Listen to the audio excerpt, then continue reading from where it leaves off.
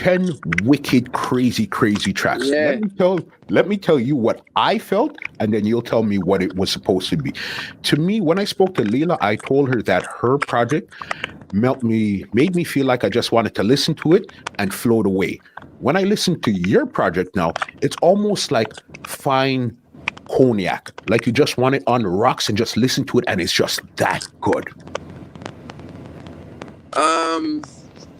Explain to me what you said to Leah. My point of view, it seems like when I listen to this album from track 1 to track 7, it is 7 tracks on it, right? Yeah. I feel like I just want to go outside, burn some incense, lie down on a blanket, and float away. Oh, wow. Yeah. That's nice. That's really nice. Okay. Yes. Your project now was it's a totally different feel, but it's all the same. And I don't know how you guys do that, where everybody's completely different, but you guys are the same at the exact same time. That's the part that's the mysterious part right there. That's why I explain your album is like a fine cognac that you're going to have on the rocks and sip it until it's done.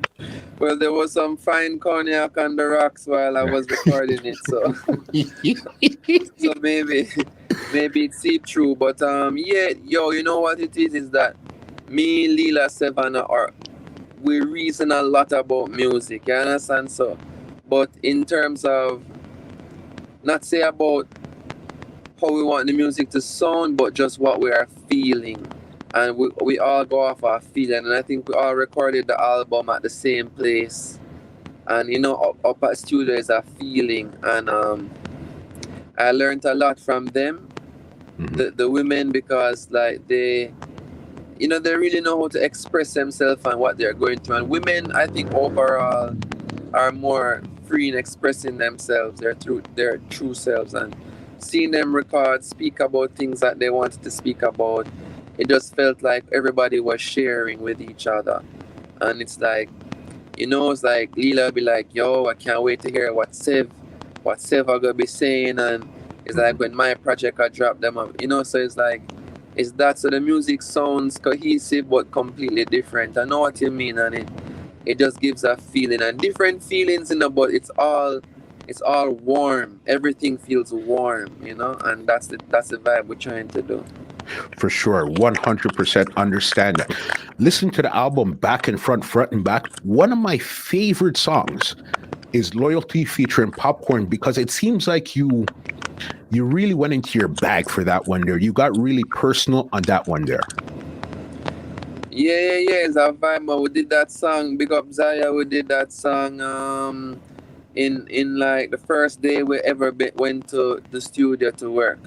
The new studio, and that song I was just thinking about my real friends that I've known forever and who really helped me, and that I'm glad that I got to bring one of them to the Grammys with me, and I'm glad that the people who have helped me and along the way get to just know that I appreciate them, and then I knew Popcaan would fit on the song because he's someone who gets these type of things. He's always singing about people who have always helped him. So I think that, and plus me and Popcaan and that song is like, that's hard to mess up, Yeah, for sure. The first song that I actually heard off of the album, which was crazy too, was In Bloom with Lila. That right there, I felt like you guys came right out of the 70s and went right into 2020. Just that, the sound, the feel, the visualizer, everything about that was just so perfect. No argument from me here, bro. I said that's a perfect song. If I've ever made one, like there's nothing I would change in it. And Lila was a dream on that. She was floating.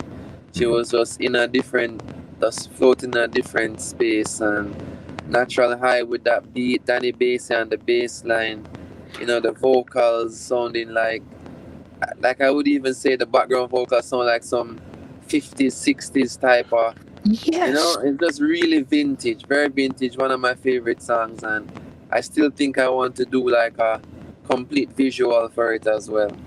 Yeah, no, for sure. And then now you went from that 70s kind of feel right over to this modern feel with Koffee on Switch It Up. Wicked track there. How did that come around? Just know say me need something sick with me and Koffee. Me and Koffee I do a song, it have to be one of the baddest song in our generation, you know. Like Koffee grew up listening to my music, and Koffee bring a whole new style and new segment, you know, just a whole. So you know what I mean, like me I study her, you know them way that is like Yeah. it's a vibe. So it's like for be on a song together and really go at it, like we really went for it. It was very, very, how do I say, you know, it's full circle. To me it's full circle. I think people love it, and same way can't wait to put some visuals to that and let people see us vibing and see how that goes. Crazy. And one other song here I wanted to ask you about here was A Vibe with Wiz Khalifa. How did that come around? Because this is where you went totally left field and you made it work. How did that come around? Had that song from 2016, Super Dupes brought it to me and told me that yo, he thinks this really fits me, and I worked on it, and I was like, I need a rapper and I want Wiz Khalifa, and it's not till like months before the album came out, my person who signed me, Archie, just sent me the WAV file to my iMessage, and I was like, yo, it's crazy, and yeah, that's just how it happened, just like that. Yeah, no, that's crazy, because what I like with it, you didn't try to go into his world, you brought him into your world. Usually when a reggae dancehall or somebody from Jamaica is doing a song with somebody, a foreigner, they try to go into their world, but you brought Wiz Khalifa into your world, and that's what I find amazing. Give thanks, man. I just try to stay authentic, even if the music have a hip hop feel or something. Just me being me, I gotta always make it Jamaican. It's not I don't have to try to be authentic. I just do what me I do. At the end of the day, everybody knows that Jamaica culture is like the highest what you call it now, most influential to me of all time, and modern popular music has should have a lot of respect for Jamaican music, because a lot of things that are happening really has originated here. Good to go. All right, I got two questions for you before I get you out of here. Okay. This is what I want to know. The album is called In Search of Lost Time. We've all been down for the past 8 months. Did you find back any of this time that you were actually looking for? Nice. I don't think anybody has asked me this so far. I think, yeah, me catch back sometime, but time gone can never be regained, you know. So it's more like I'm making more use now of this time that I have in this situation and finding a balance.